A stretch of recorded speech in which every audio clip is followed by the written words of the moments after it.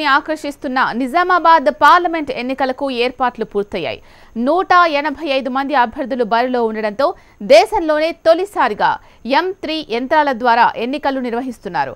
ఒక్కో పోలింగ్ కేంద్రంలో 12 బ్యాలెట్ యూనిట్లు వినియోగిస్తుండడం ఒక చరిత్రగా ఎన్నికల అధికారులు చెబుతున్నారు. దీనిపై మరిన్ని వివరాలు మా ప్రతినిధి బాలాకుమార్ అందిస్తారు.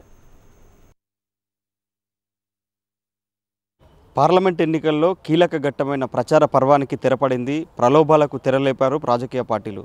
నిజామాబాద్ జిల్లాపైన దేశవ్యాప్తంగా దృష్టి కేంద్రీకృతమైంది. ఇక్కడ అత్యధిక సంఖ్యలో అభ్యర్థులు బరిలో నిలిచారు.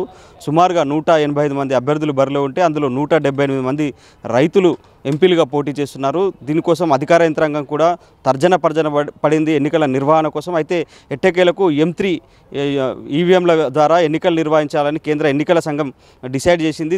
ఇందులో భాగంగానే ఇక్కడ ఎన్నిక దేశంలోనే తొలిసారిగా ఎన్నిక M3 యూనిట్ల ద్వారా ఎన్నికలు నిర్వహిస్తున్నారు. ఇది ఇలా ఎన్నికలు నిర్వహించడం దేశంలోనే తొలిసారని చెప్పి ఎన్నికల సంఘం అధికారులు చెప్తున్నారు. నిజామాబాద్ పార్లమెంట్ పరిధిలో మొత్తం కూడా 1788 పోలింగ్ కేంద్రాలు ఉండగా 26,800 మంది పోలింగ్ సిబ్బందిని నిర్వహించారు. ఇటు పోలీస్ బందోబస్తు కూడా పెద్ద సంఖ్యలో ఏర్పాటు చేస్తున్నారు. సుమారుగా 6,000 మంది పోలీసులని భద్రతకు వినియోగిస్తున్నారు.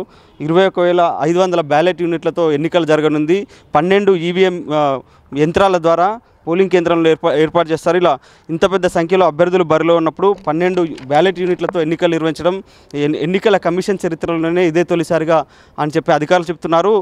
అధికారులు అయితే భారీ ఏర్పాట్లు చేశారు. ఎన్నికలకు మరికొన్ని గంటలు మాత్రమే సమయం ఉంది. దీంతోనే అధికారులంతా అప్రమత్తమయ్యారు. M3 ఈవీఎంల ద్వారా ఎన్నికలు నిర్వహించడం ఇదే తొలిసారి కావడంతో చాలా అధికారులు పెద్ద ఎత్తున కసరత్తు అయితే చేశారు.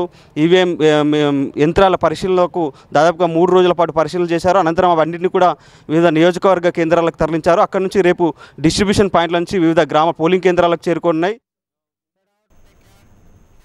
ఏపీఈసీ